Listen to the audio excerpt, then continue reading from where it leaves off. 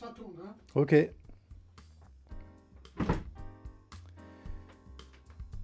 Hello, bienvenue dans le chapitre numéro 11 de Jazz et Improvisation. Et oui, les chapitres passent, il m'en reste plus qu'un à écrire. Donc pour ce chapitre-là, j'ai décidé de revenir que sur les accords de dominante, travailler sur les accords de dominante de plusieurs façons différentes. Donc vous allez découvrir la pentatonique dominante, donc une pentatonique avec 5 notes qui va nous permettre de mettre en valeur la septième. Ensuite, une gamme hexatonique idéale pour jouer des triolets et pour mettre en valeur la sixte. Ensuite, on va prendre dans son ensemble la gamme de septième de dominante et on mettra en valeur la quarte. Il ne faut pas sous-estimer le pouvoir de la quarte. Ensuite, une gamme de dominante avec le chromatisme qui va avec la gamme de dominante. Et ensuite, on verra qu'on peut rajouter un accord à la gamme de dominante en jouant la gamme bebop dominante. Allez, c'est parti. Donc la pentatonique dominante, on va la jouer. Donc c'est 1, 2, 3, 5, 7. Donc quand j'ai une gamme comme ça, il faut que je m'entraîne à la pratiquer un peu sur tous les degrés.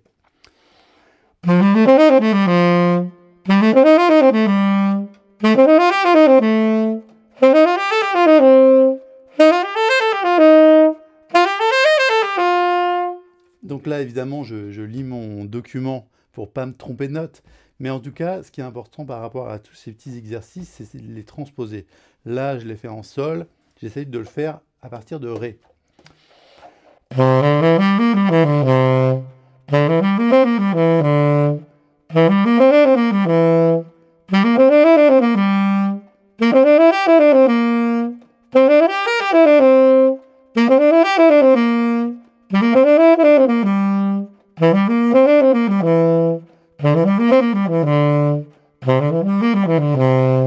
Ok, on va dire qu'on le fait en mi bémol. Donc ça veut dire mi bémol 7.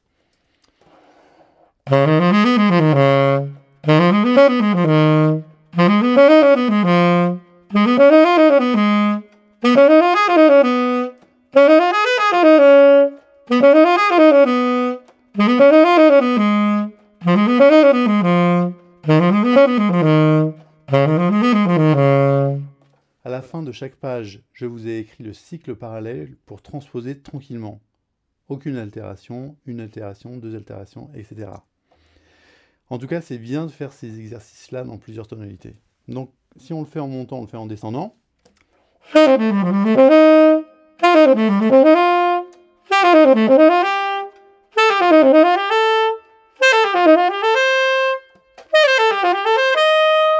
Ok, pareil, il faut se transposer dans une autre tonalité. On dit qu'on va le faire en fa dièse. Quand je transpose, je pense en avance aux notes que je vais jouer.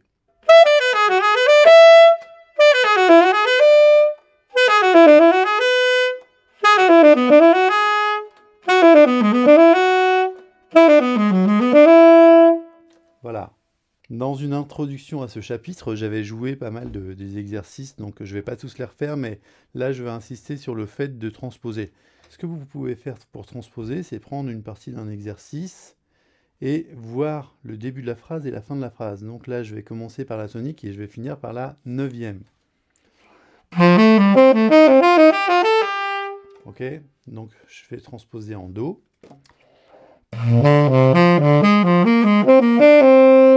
Voilà, en fait, c'est le son de la phrase qui va m'aider à transposer. Sur Ré. Sur Fa. Je l'avais montré dans l'autre vidéo, mais on va le faire dans plusieurs tonalités. La mise en pratique et la création de vocabulaire. Ça, c'est vraiment important quand on travaille des gammes, d'en faire quelque chose. Voilà, ça c'était la première chose que j'avais fait sur la gamme tout à l'heure. Et donc, je vais transformer ça en phrase.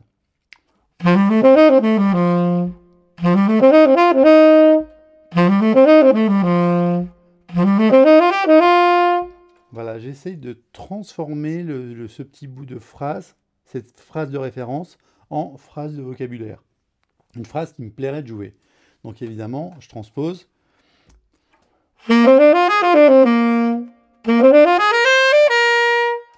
Ok.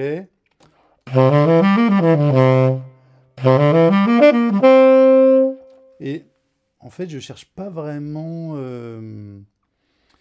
à jouer quelque chose de spécifique. Je suis mon intuition, et l'intuition, c'est ce qui est de mieux. Ça vous permet de jouer facilement, de trouver en fait facilement des phrases à jouer. Parce que par rapport à chaque tonalité, on entend des choses différentes. Vous voyez que là, quand je change de tonique, j'ai pas forcément envie de jouer la même phrase.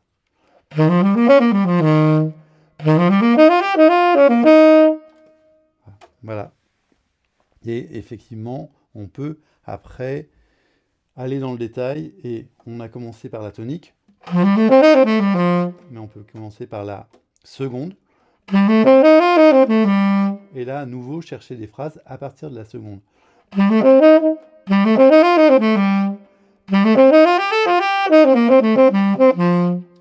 Alors, il y a aussi plein de façons de travailler par rapport au vocabulaire. Soit vous travaillez en tempo, soit vous travaillez sans tempo, soit vous faites des phrases courtes, soit longues. Il faut juste qu'il y ait une logique dans la phrase. C'est-à-dire que si vous jouez longtemps, mais qu'à la fin, il n'y a pas une résolution, c'est pas très bon. Donc, il vaut mieux faire des petites phrases, quand on joue en tempo en tout cas. Et si vous jouez sans tempo une phrase longue, essayez quand même qu'il y ait une logique dans la phrase.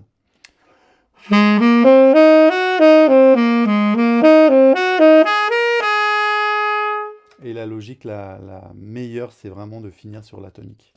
Je vous ai écrit pas mal d'exercices comme ça que vous pouvez jouer. Et en fait, là, le but de cet exercice-là, ça va être de continuer la phrase. Ok? Donc c'est un peu le même exercice qu'on a fait avant, sauf que là, c'est un peu plus long. Et pareil, transposer. Ah, j'ai rajouté la carte. Elle n'est pas dans la gamme.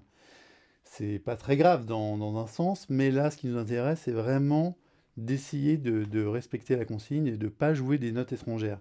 Parce que les notes étrangères, on va les rajouter après. Et le fait de rester vraiment que sur ces 5 notes et ensuite de rajouter une note, c'est on change de monde. C'est un nouveau monde qui arrive. Donc si on joue toutes les notes dès le départ, on ne s'aperçoit pas de la puissance des notes. Donc voilà, pas mal d'exercices comme ça.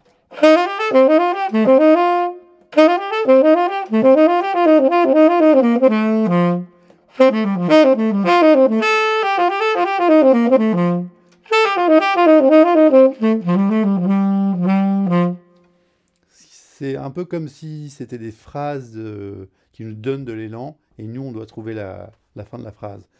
Une chose aussi qui est ultra importante, et que je répéterai dans toutes les vidéos, si vous voulez progresser, c'est rythmiquement qu'il faut progresser. Pour progresser rythmiquement, il faut faire gaffe au maximum toujours au tempo, et aussi être créatif par rapport au rythme.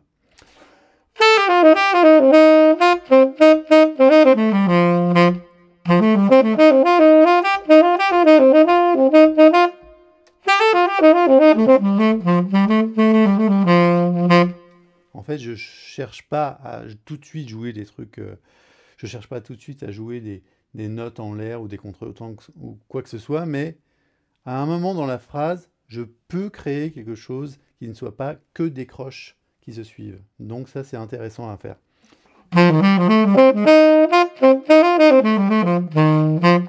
Voilà. Et encore une fois, tempo plus groove, ça vous fera progresser de folie. Alors, j'ai dit que grâce à la pentatonique dominante, on mettait la septième en avant. On mettait la septième en valeur, et donc j'ai cherché des phrases, je me suis entraîné à le faire. Vous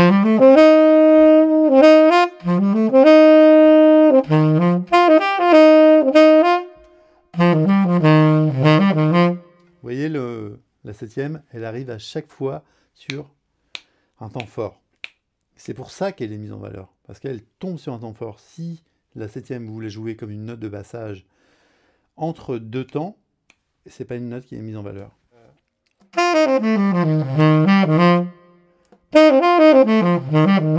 Vous voyez, là, je mets la septième en valeur et ensuite, je résous sur la tonique.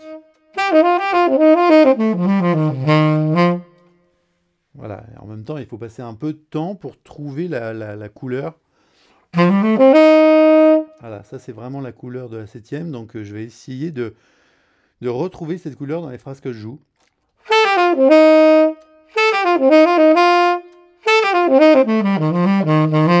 D'ailleurs, cette septième que je mets en valeur sur l'accord de dominant, je m'en suis servi pour créer un thème, et ce thème s'appelle The Christmas Cat, sur un disque qui s'appelle This Moment in Time. Maintenant, on va passer à la gamme hexatonique, donc il s'agit d'une gamme à 6 notes, où on ne joue pas la carte. Donc la seule chose qu'il va falloir se rappeler, c'est on ne joue pas la carte.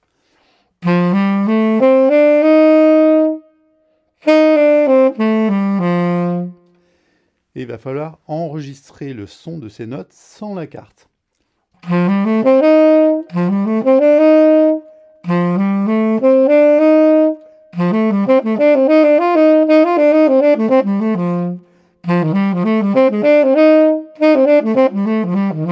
Voilà, je propose des petits exercices pour s'entraîner à enregistrer le son de cette gamme sans la carte.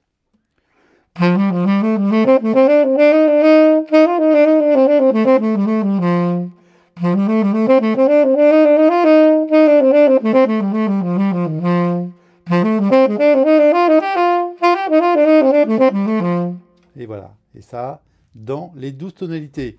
Ou si vous avez du mal, vous faites que dans les 2 premières tonalités ou les 4 premières du cycle parallèle, encore une fois. Donc avec cette gamme hexatonique, on rajoute la sixte. Tout à l'heure, on avait joué la gamme dominante pentatonique avec 5 notes, et maintenant on a 6 notes et on a rajouté la sixte. Donc ce que je vais faire, c'est m'entraîner à mettre la sixte en avant.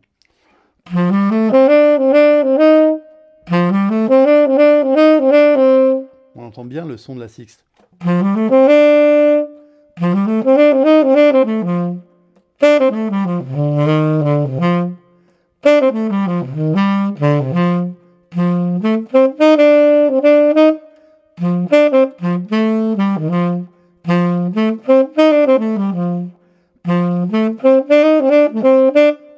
Voilà. C'est vraiment le but, c'est de s'entraîner à entendre la couleur d'une note. Et là, c'est la sixte. Ce que j'ai fait pour mettre cette sixte en avant, c'est que j'ai créé un accompagnement dans l'ambiance all blues où vous allez pouvoir mettre la sixte en avant. Parce que la ligne de base, c'est... Et en fait, ça, c'est la sixte.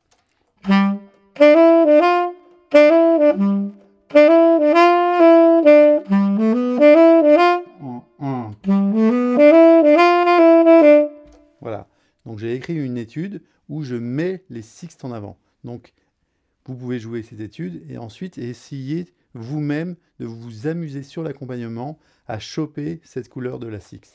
Voilà, maintenant on va revenir sur la gamme de septième de dominante avec nos 7 notes. Mais ce qu'on va faire, c'est qu'on va mettre en avant le 4e degré.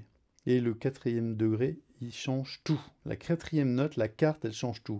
On nous dit souvent que sur les accords de dominante, on ne peut pas jouer la carte, mais en fait, ça, c'est par rapport à l'harmonie. C'est-à-dire que si je joue un accord et que je joue la carte, bon, évidemment, c'est moche.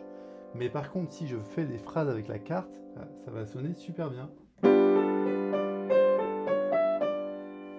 Voilà. Et le pouvoir de cette note-là, c'est qu'elle relance tout le temps la phrase. Et ça, c'est vraiment important, comme je le dis tout le temps. Donc, ce qu'on va faire, c'est qu'on va essayer de rajouter cette carte à chaque fois sur un temps fort.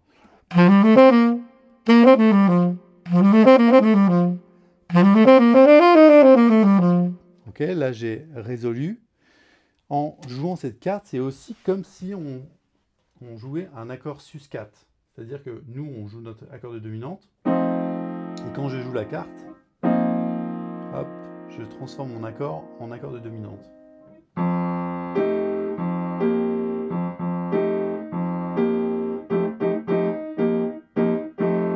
Voilà, c'est un peu ça qui se passe quand on rajoute la carte.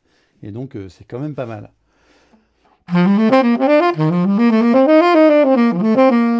Voilà, vous entendez quand je joue la carte que du coup, la phrase n'est pas finie, on a envie d'aller plus loin. Donc à chaque fois que je la joue, je crée finalement cet effet de relance. Et après, évidemment, c'est à moi de décider si je résous ou pas.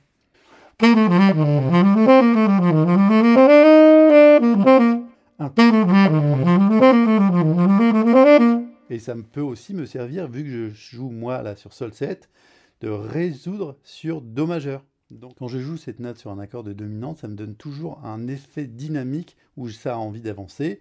Et je peux aussi m'en servir pour résoudre sur un accord majeur. Donc là, c'est vraiment triple emploi, double emploi, tout ce que vous voulez, mais c'est gagnant à tous les coups. Alors là, ce que je me suis amusé à faire, c'est écrire le début d'une phrase. Ok ? Et ensuite, je vais continuer cette phrase.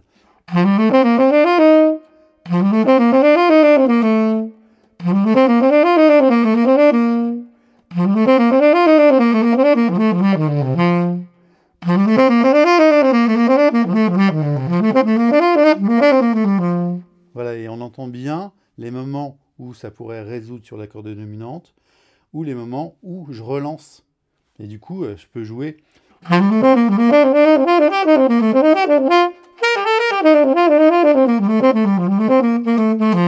Voilà, je peux jouer très longtemps finalement. Je reste diatonique, il n'y a aucune note étrangère, mais en rajoutant cette note-là comme note importante, c'est-à-dire c'est une note qui tombe sur le temps, tout de suite, c'est super excitant, quoi. Alors moi, en tout cas, ça me régale, je me régale de jouer ça. Donc évidemment, il faut s'entraîner à le faire dans plusieurs tonalités. La première chose à faire, c'est de commencer donc notre accord de reset, notre cœur de l'accord, puisqu'on va jusqu'à la quinte, et d'aller direct sur la carte. Et c'est à partir de ce moment-là que l'histoire elle commence.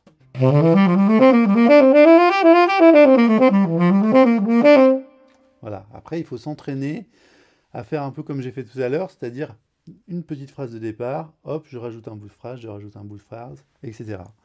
Et ça dans plusieurs tonalités.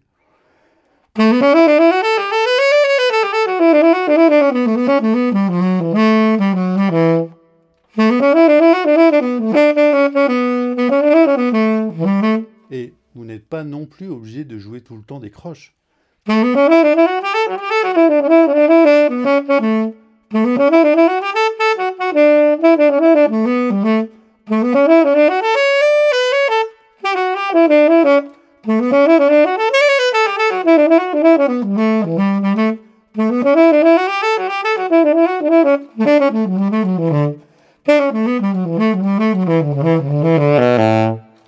Voilà, c'est vraiment un jeu, c'est comme ça qu'on pratique.